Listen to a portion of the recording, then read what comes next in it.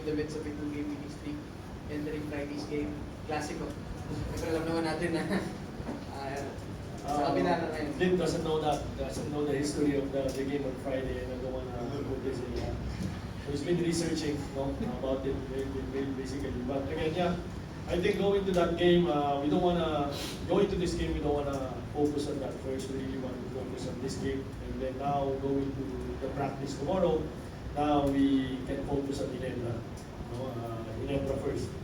So I mean, Manila Clasico. I mean, it just happened that it's really, it's a big game for the PBA, for the fans. But overall, as a team, we are really focusing on the things that we want to worry about, the things that we need to get better.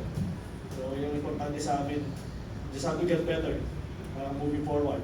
It just happened that again Friday, Manila Clasico. But definitely, hopefully we can play better game Friday because I know Ginebra will be ready after the bad loss last game. I know I know Coach Tim is gonna make his team ready going to Friday's game. So we'll be ready also definitely not because it's Ginebra and Manila Clasico, but because we need to get ready because we're still below 500 in the standing. So yes, it's Manila Clasico, it's big, probably bigger than any of the normal game, but I'm not worried about that. I'm worried about us, how we will play on Friday, and then after Friday.